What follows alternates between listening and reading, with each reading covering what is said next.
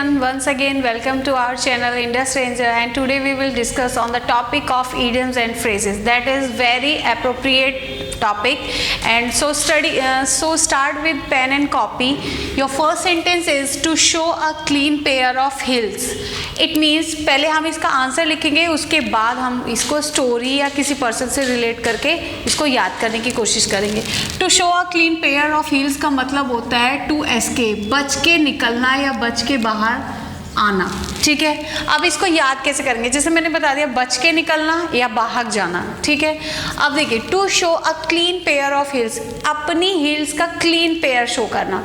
आप ये कब काम करेंगे? जैसे मान लीजिए कुछ घटना घटी, उसमें कोई अपनी हील्स को क्लीन शो कर रहा है, तो वो क्या कर रहा है? देखो मैंने तो नहीं किया, मेरे पैर तो गंदे नहीं है, तो वो बच के निकल रहा है, अपने आप को बच के निकालना चाह रहा है. ठीक है, तो भाग जा रहा है. तो इसका आंसर आप ऐसे ही इसको लर्न करेंगे.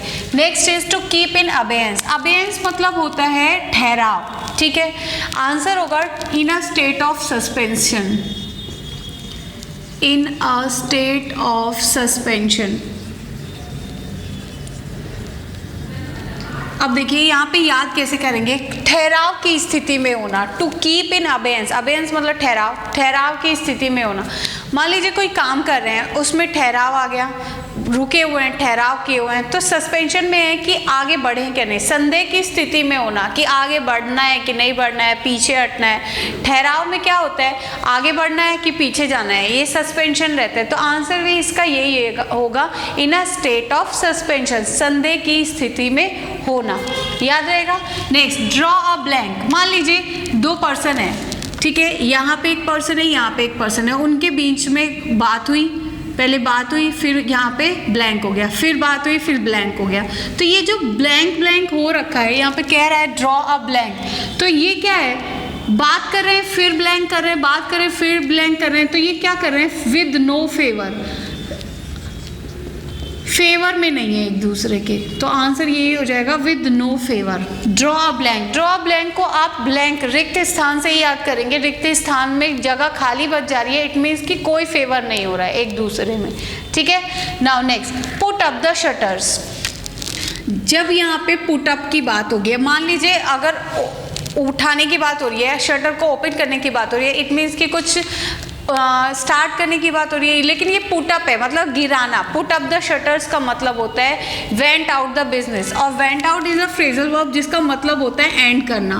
वेंट आउट द बिजनेस मतलब बिजनेस को खत्म करना, बिजनेस को बंद करना.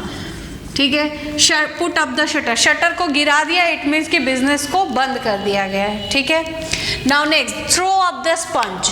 स्पंज यहाँ पे पसीने को लेंगे, पसीने को यहाँ पे गिरा देने की बात हो रही है. स्पंज को throw up the sponge, sponge को, पसीने को, अपनी मेहनत को थ्रो अप कर दिया, गिरा दिया. तो यहाँ पे क्या हुआ? गिव अप कर दिया, सरेंडर कर दिया. Right answer is to give up और सरेंडर, आत्मसमर्पण करना. ठीक है, स्पंज को गिराना, अपनी मेहनत को गिराना, इट मीन सरेंडर करना, आत्मसमर्पण कर देना. Next, evening of life. इस सेंटेंस को आप अपनी लाइफ से जोड़ करके करिए. मॉर्निंग ऑफ लाइफ होता है कि जिंदगी की शुरुआत हो रही है. अब यहाँ पे इवनिंग ऑफ लाइफ है, इट मीन्स कि दिन का क्या है? ढलना हो जा रहा है. तो ये लाइफ से करिए. जिंदगी का ढलना मतलब क्या है? ओल्ड एज, बुढ़ापा. इवनिंग ऑफ लाइफ मतलब ओल्ड एज. ठीक है, next, button her lip. Lip है, उसके ऊपर बटन लगा दिया, तो क्या हुआ कि बोलती बंद हो गई. तो stop talking, stop talking. Button her lip. ठीक है, लिप से याद करेंगे. जब आप मतलब जैसे फिंगर करते हैं, तो फिंगर करके रखा, तो ये भी क्या हुआ? बंद हुआ. बटन लगा दिया, इट मीन्स कि आप बोलना बंद करना है, तो क्या हुआ? स्टॉप टॉकिंग हो गया. Done. Next, put two and two together. Put two, दो और दो एक साथ रखना. तो जैसे कोई बात हो रही है, कोई एग्रीमेंट हो रहा है, कोई कॉन्ट्रैक्ट हो रहा है, कोई भी ऐसी मीटिंग में जिसमें दो और दो एक साथ रखे जा रहे हैं, कोई रीज़न, तो यहाँ पे क्या है? रीज़न को लॉजिकली रखा जा रहा है. तो यहाँ पे आंसर ही इसका होगा reason logically. Reason logically.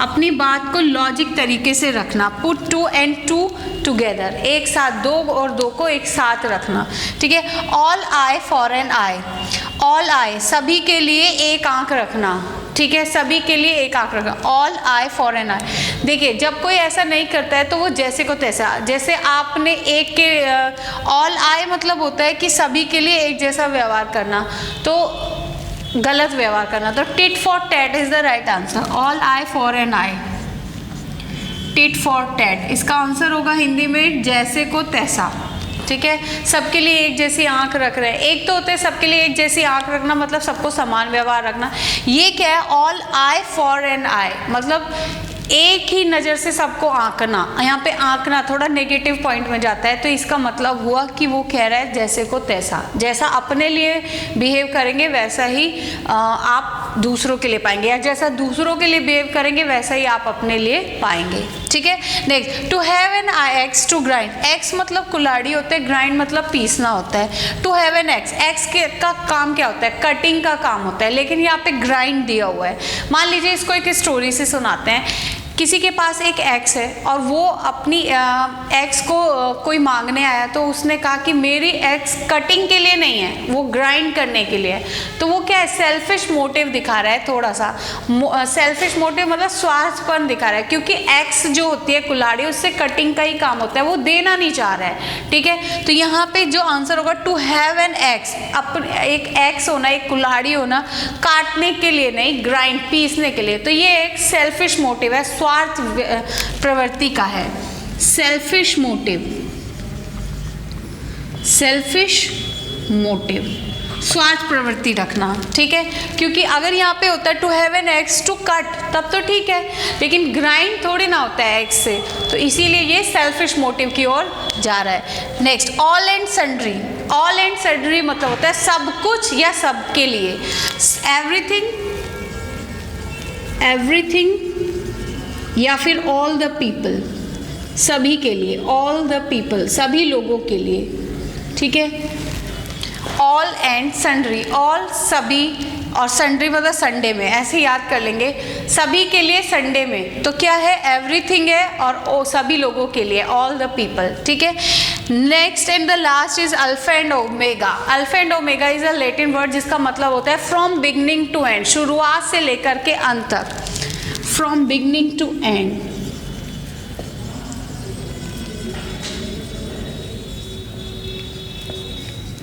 from beginning to the end, शुरुआत से लेके अंत तक, ठीक है।